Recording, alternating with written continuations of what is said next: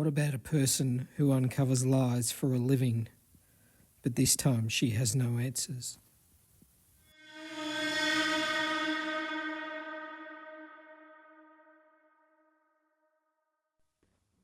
Lies are my home. I learned them before I could spell. Watching my dad work his cons like a chess master.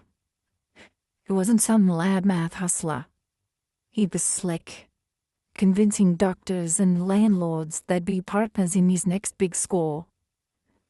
He'd promise us a house by the beach, his voice steady. But I caught the tells. A micro hesitation, like his brain was editing mid-sentence. A faint purse of his lips, barely there, when Mum asked about his deals. Sometimes I'd play along with Dad's cons, wide-eyed and nodding, selling his lies to strangers before I knew what trust was. I was 9 when he ghosted. Left us with a stack of unpaid bills and a gut feeling he'd conned the wrong guy and probably paid with his life. That's what forged me into the DoD's sharpest deception expert. I've cracked spies who thought they were invisible, CEOs hiding black budgets, all because I see what they don't. A blink held too long, a pulse twitching in the jaw. No one's beat me yet. Last Tuesday, my door got a knock. I was in my DC apartment. Take care going cold. When it came, 3 hard raps, like a warning. A DoD courier stood there, suit crisp, face blank, holding a folder with classified stamped on it. I'd seen these plenty of times, but the man holding it was different. He didn't speak, just watched me sign, his eyes saying, "Don't F this up." Inside was no briefing, no context, just a case number, a plane ticket to Albany, and a single page threatening Espionage Act charges, indefinite detention, the works, if I breathed the word. The directive was curt: report to a secure facility upstate, assess a subject stability for NASA, NSA protocols, no further details. No name, no incident, nothing. I've walked into black sites before, but this was a void, like they wanted me blindfolded before I even started. I stood there, the folder heavy in my hands, its seals glaring like stop signs. NASA doesn't play these games unless they're rattled, and they don't use couriers unless the stakes are sky high. The ticket was for tomorrow, some DoD hole near Albany, not a NASA campus. Probably a lab with more guards than scientists. I thought about my dad, how I'd dissect his every word, praying for truth. Whoever this subject was, they'd tripped a wire NASA couldn't ignore, and I was their lie detector. I grabbed my notebook, the one that's outlasted every case, and started mentally listing what I'd watch for. Perspiration, an eye flicker, maybe a tremor no one else would catch. I would normally do this, but this time it was different. I had no data, no story, just a plane ticket and a threat. If this guy was lying, I'd know in a heartbeat. If he wasn't, that might be the one tell I couldn't handle. I landed in Albany, picked up my luggage, and on the way out spotted a black SUV waiting. 2 DoD suits leaning against it, faces like granite. Same vibe as the courier with the folder. No chatter, just a curt nod to climb in. The drive was silent, their eyes fixed ahead, me staring out tinted windows at upstate pines flashing by. The facility was a concrete slab tucked into the upstate woods. More fortress than lab, with guards who didn't bother with hellos. Inside, they shoved a stack of NDAs at me, 3, maybe 4. Each one a legal chokehold. NASA Rip stood over me as I signed, hammering home the stakes. One word out of line, and I'd faced treason charges, my life erased. Then they hustled me into a briefing room, stale coffee and secrets hanging heavy. A NASA Rip, all clicked words and no eye contact, laid it out. One of their astronauts, just back from the International Space Station, had a story from a maintenance spacewalk they couldn't swallow. He logged an object out there, said it pivoted around him, moved like it was watching, not debris, swore it had intent. Their sensors, the ones that track every speck in orbit, came up empty. No trace of anything moving like that. Just routine space junk. A 3-second blackout in his EVA feed. No reason, and his heart rate sparking like he'd seen hell made it worse. If he was right, it wasn't just a glitch. It could be proof of something out there. Aliens. A truth that would rip the world open. They weren't ready to call him crazy, but they weren't betting on ET either.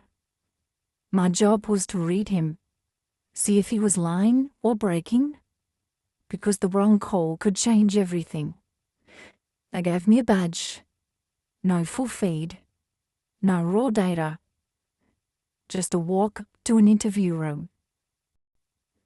The astronaut was already there, sitting across a metal table, his flight suit swapped for a jumpsuit that didn't fit right.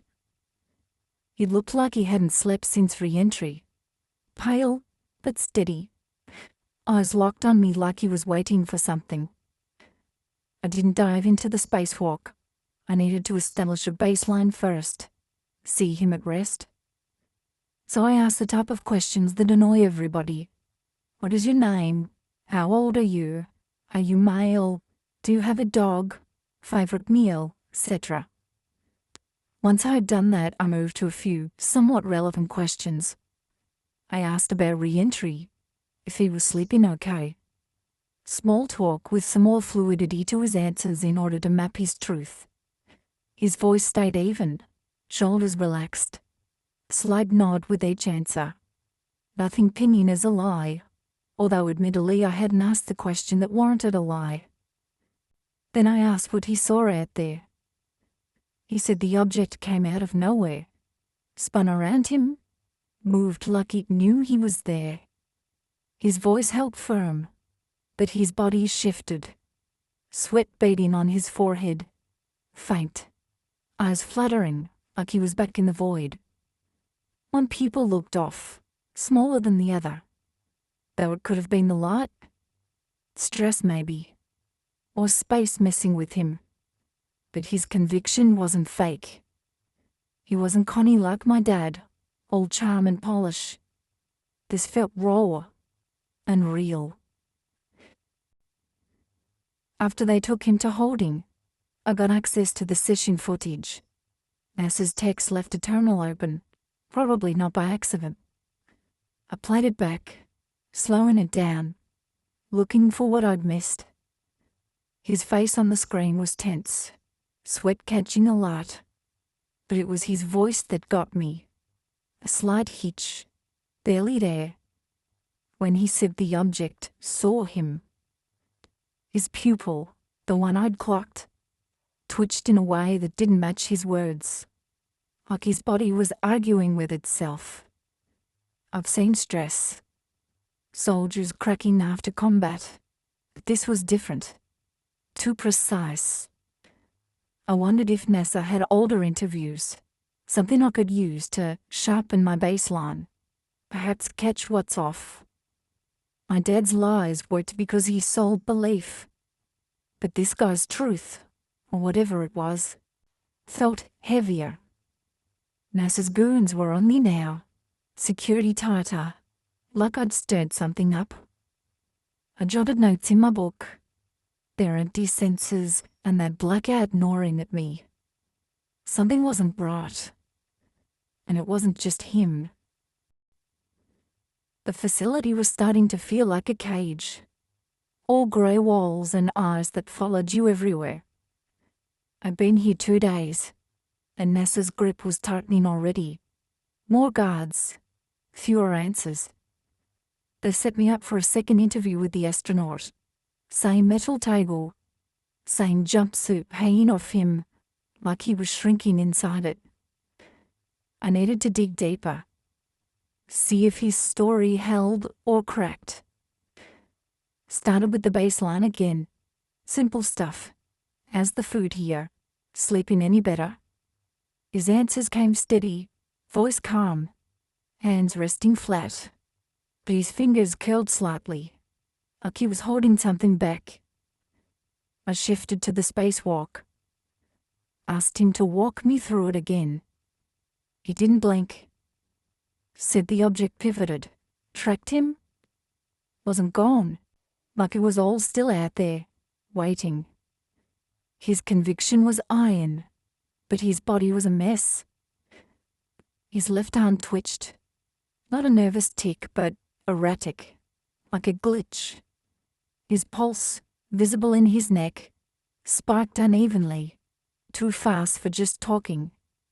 His pupils caught me off guard, darker than last time, one almost swallowing the iris, though the room's light hadn't changed. It wasn't stress anymore.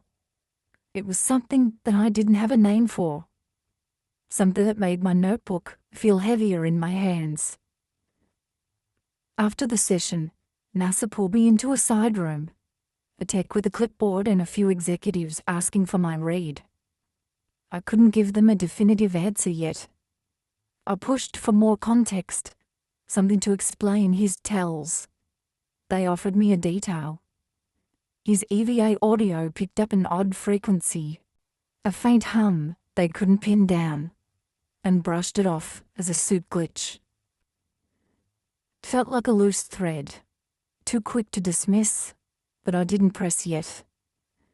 I needed a better grip on him, so I asked for prior interviews, pre-flight briefings, anything to lock in his baseline. His tells were shifting, and I was flying half blind. The tech nodded, said they'll pull a pre-mission clip, maybe a SARC eval, and get it to me by tomorrow. NASA's straightforward answers gave me what I needed, but something about that hum lingered. I thought about my dad, how his tells would tighten under scrutiny, a new face for every con. This astronaut wasn't hiding like that, but something was off, and I was betting those recordings would show me what. Back at the terminal, I pulled up the session footage, slowing it frame by frame. His face on the screen was a riddle. His blinks were uneven, one eye dragging, like his nerves were out of sync. That pupil, darker than before, held steady when it should have shifted with the light. His voice, talking about the object, had a flatness I'd missed live, too consistent, like he was reading it off a page. I've seen liars bury their tells, soldiers mask fear, but this didn't fit any pattern.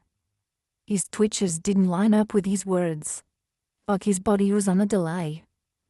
I remembered my dad, how his hands would be steady when he lied, but a vein in his temple would pulse. This guy's tells weren't masking a lie. They were just wrong, and I couldn't place why. NASA security was all over me now, eyeing my notes like I'd found something. That audio hum kept nagging, a detail they'd tossed aside too fast. I wrote in my notebook, not lying, but not padding up. I needed those recordings to see who he was before this. Whatever was throwing me, it was new, and I had a bad feeling NASA wasn't as clueless as they seemed. 3 days in this bunker, and the air's getting thin, like the walls are closing in on me. NASA dropped the archival footage on me this morning, a single pre-mission interview clip. the astronaut in another flight suit, grinning like he owned the stars. I watched it on my terminal, his voice warm, full of pauses and laughs, eyes crinkling with every word. He blinked naturally, shifted in his chair, micro expressions dancing, confidence, touch of nerves, completely human. I ran it back twice, noting his baseline. Steady pulse, if not a little high, loose hands, a guy who knew his job and loved what he did. Then I thought about the man I'd seen yesterday, his arm twitching like a broken toy, one pupil darker, nearly swallowing the iris. That clip was a ghost of who he was. And whatever was sitting across from me now wasn't carrying that same spark. It was like my dad, how he'd slip into a new skin for a con. But this wasn't a performance. This was something else. I went back through my notes and confirmed what I was thinking. I need to see him again to make sense of this. The third interview was in the same sterile room. Metal table reflecting the overheads. I started with the baseline, asking about the facility, if he was eating okay. His answers came flat, really flat. A monotone hum, no inflection, like he was reciting code. His eyes didn't move, no blinks, just locked on me, unyielding. I shifted to the spacewalk, asked what the object wanted. He said it had a plan. His voice didn't waver, but his face was wrong. Lips barely moving, hands still as stone. One pupil near black, swallowing light. It wasn't trauma or stress. It was mechanical, like his body was not connected to his mind. I kept my face neutral, but my gap was screaming. I'd seen Lie's fake calm, but this was beyond that, beyond anything I'd trained for. His conviction was there, same as before, but it felt hollow, like the truth was wearing him. NASA was on my case afterwards, wanting a report, pushing for a verdict like they couldn't wait. I stalled and went back to the terminal for the session footage. The screen showed his face, frozen in a frame, eyes like voids, no flicker. His biometrics were worse, neural patterns sparking in ways no brain should. Jagged lines that didn't match stress or madness. I cross-checked with the archival clip. His old pulse, steady as a drum. Now a chaotic mess. That audio hum from his EVA, the one they called a glitch, kept circling in my head. Could it have done this? I thought about my dad, how he'd mimic truth so well you'd swear he believed it. But his eyes would give him away, a flicker of guilt. This astronaut had no guilt, no fear, just a blank certainty that chilled me. I wrote in my notes, he's not lying, but he's not him. NASA's rush was making me nervous. They wanted answers, but I was starting to think they weren't ready for the truth. I needed one more session, one more look, because whatever was in that room wasn't the man who'd gone up to the stars. The final interview was a line I shouldn't have crossed. The room felt like a tomb, the metal table cold under my palms. I tried the baseline. How's the air? You holding up? No response. Just his stare. Eyes empty, no blinks, like he was carved from glass. I asked about the spacewalk, what the object was. His voice came low, mechanical, said it saw him, chose him as it had a purpose. His face didn't move, lips stiff, no expression, pupils black as tar, eating the light. I asked again, voice steady despite my heart pounding. Then it came, a single line that froze me. It speaks for me. Not his voice, something else. Layered, like metal scraping bone. Inhuman. I thought of my dad, how he'd charm a mark with a grin. But this wasn't charm, wasn't human. It was truth. His truth. And it was wearing him. They pulled him out, and I hit the footage. NASA's texts circling like vultures. The screen showed his face, a shell. No pulse in his neck. No human twitch. I skipped tells. Those were useless now. And dug into the biometrics. Neural patterns were chaos. Flat, then spiking. Nothing like the archival clip of him joking pre-mission. I pulled his EVA data. Matched it to the audio hum. It wasn't a glitch. It synced with his brain's spikes. The signal that had rewritten him.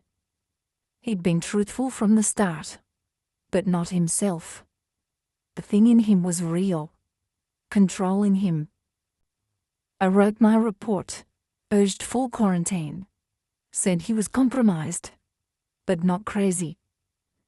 NASA grabbed it, said I was done, and sent me to a debrief for him.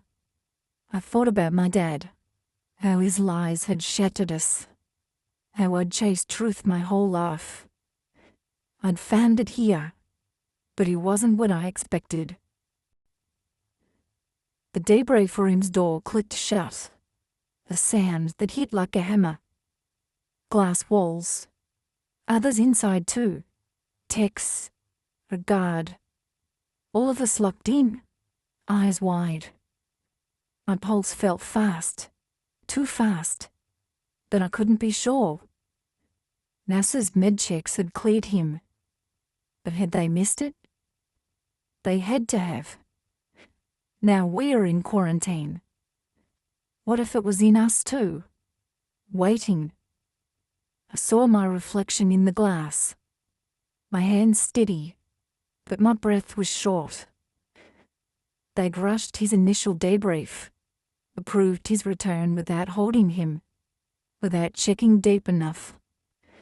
Their haste had trapped us here, all of us, because of him, because I'd pushed for answers. I thought of my dad's last lie, promising we'd be fine, how I'd believed him once. I scribbled in my notebook, we might be next, and they didn't wait. The glass door's my cage now, and my eyelid twitches. I'm left wondering if I'm still me, if any of us are. Thanks for making it all the way to the end. Don't lie, and stay away from space too.